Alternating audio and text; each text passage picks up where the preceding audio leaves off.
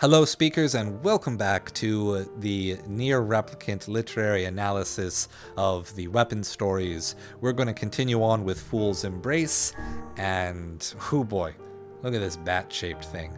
Let's get going. Fool's Embrace. I was saved from the despair that shackled me. I was freed from the fate that cursed me. I was pacified from the indignation that plagued me. I was changed by the day I met you. My flames will scorch the earth below. My fangs will know the taste of blood.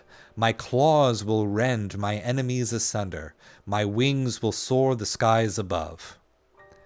If your eyes are to be robbed of their light, if your skin is to be tainted with blood, if your sword is too heavy a burden, if your lips can no longer produce speech, even if this body is snuffed out, even if these words are stolen, until our contract is complete, until the moment this warmth is lost.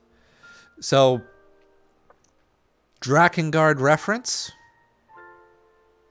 We're gonna put that on the table.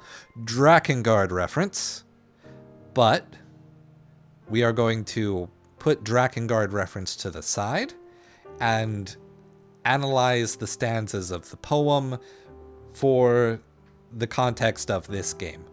And so, starting at the beginning, we are seeing that this speaker is very proud, very happy to be engaging in this particular kind of relationship because it has given them some moniker of peace. Their situation has changed because of the change of the situation, because of this new relationship and understanding, the new understanding that they have found with someone.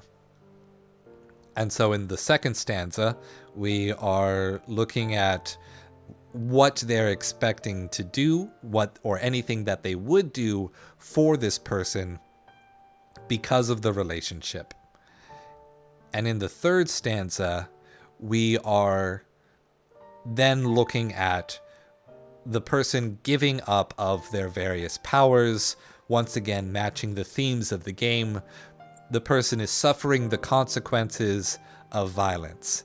Their skin is stained by blood. Their sword is too heavy. They have been fighting for very long. And their eyes are being robbed of the power of sight. Their lips are being robbed of speech. So they're being torn away from their own particular nature. And while that is sounding tragic, in our context, in the near context, being stripped of your power is actually freeing you from the burden of the violent cycle, being created by humanity being bound to language and thus bound to misunderstanding, the inability to use language well. And yet language gives us so much power to enact violence that we end up relying on violence and only using the option that violence gives us. You're going to hear me say that a lot. But that third stanza looks at the beginning of the person that the narrator is in a relationship giving up that power. And then in the final stanza, we are seeing that the person is finding that completely, in that they are losing their life and their power because that is the end of the contract. And the reason why the speaker of the poem is able to feel a sort of serenity at the beginning is because, essentially, by completely devoting their power to someone else, they've given it up and they've removed themselves from the cycle. Now, whether or not you can actually say that because they are still engaging in the violence just for someone else's sake, I think breaks the attempt at drawing the Drakengard story to the Nier story, mainly because if you think about, say, the soldiers of a previous weapon story who were engaging in the violent cycle for someone else, you're still stuck in it. You're just not being burdened by it mentally, even though the burden is still being placed on someone else. I'm not exactly sure how well it sits with the overall narrative, but you could see it attempting to, talking about giving up powers and giving up speech. It lies somewhere on that spectrum. I just don't know how successful this particular one is at delivering the fullness of the message. Iron Pipe. We're definitely going to finish the short swords in this episode. But yeah, and we'll move on to the heavy swords in the next one. But we're not done yet. So Iron Pipe, the intro weapon, Shadow Lord Nier Man. We'll read through this, and it's probably not going to be too much about the themes, but we'll see. I've been wrong about underestimating the weapon stories before, so hopefully that happens again. So, first stanza. May 21st, we finally run out of money. Food just costs a lot more nowadays because of the war. We tried begging at the church, but they have their hands full caring for the wounded and can't spare anything. Yona's really lost a lot of weight. I wish I could get her something to eat. July 15th, we met a nice lady who gave us some food. At first I thought she was homeless like us, but she said she was joining some kind of relief and support thing run by the government, so we decided to go with her. At least Yona seems to be doing okay. August 1st, that nice lady from before used a book and turned into a monster. We ran away as fast as we could because I don't think she's human anymore. Everything those adults told us was a lie. They won't give us money, and they won't treat Yona's illness.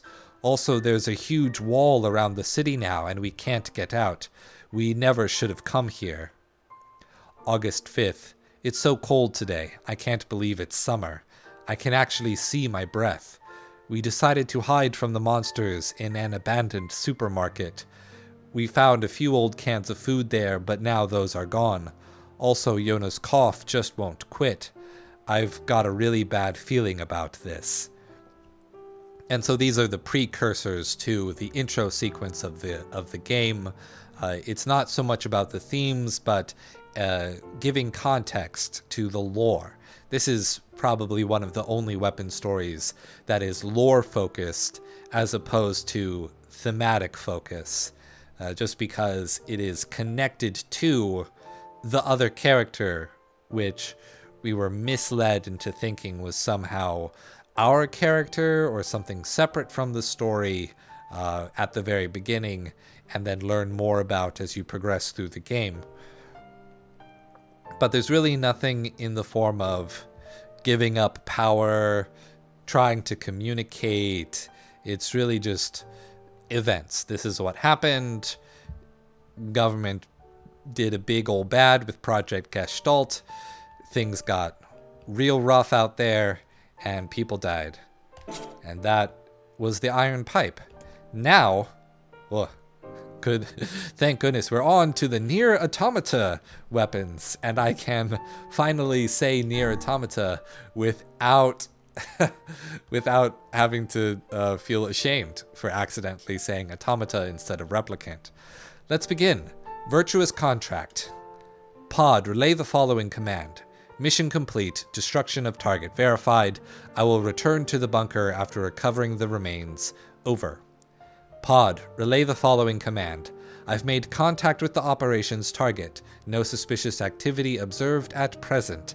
I will continue monitoring the target. Over. Pod, relay the following command. I investigated the target's observational records, but found no hostile behavior, requesting target re-examination and the temporary suspension of this operation. Destruction of target verified. I make no apologies, for I promised I would not. Farewell. We're going to try to analyze this from, again, just the Nier replicant theming and how it relates to this story. We could see it as a sideways attempt at marketing to get people to go on to buy Nier Automata in case they are playing Nier Replicant as their entry into the franchise. That is a little bit emotionally jaded as a initial response, so we're going to put that aside and instead focus on what's the theme being conveyed here. Does it match the overall theme of Nier? replicant. So we have what we can assume to be 2B, or at least some sort of operator for Yorha, talking about being sent on a mission, making contact with the target, sympathizing with the target somewhat, trying to say, well, maybe we don't need to actually exercise the power of the orders we are given, and then ultimately exercising those orders regardless, assassinating the target. So we have all three parts of the Nier Replicant message being conveyed. We have language being given to an empowered character. The order is what empowers them to take the violent act. They question it. They think about giving up that power, but ultimately they are held to exercising the power because the power itself holds control over their actions, and then they give in, take the life, and then proceed with the cycle as they return to their command, to the Yorha command, to go and do the next mission, to kill the next target. An attempt was made to separate from the cycle, and the attempt failed. So then, on to Cruel Oath. Personally, I like the look of the Cruel Oath better than the 9S weapons, better than the 2B weapons. I think the Cruel weapons look cooler than the Virtuous ones, but maybe that's just because my tastes are gaudy. Maybe I like gold too much. Anyways, let's begin. I'm starting your boots sequence. As you lay resting before me, I call out to you. I want to let you sleep a little longer, but I've got my orders. Let's start by getting the brightness set. I was the first thing you saw after you woke up. I hope my hair looks all right. Let's check your voice recognition settings. Can you hear me? Mine was the first voice you heard after you woke up. I have to try and keep my voice nice and deep.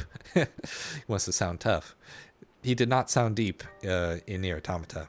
I don't want to sound too excited. Okay, settings should be good to go. Good morning. And so we peacefully boot up to face yet another day of killing our machine enemies. So, relating to, obviously we're recanting an event in Nier Automata.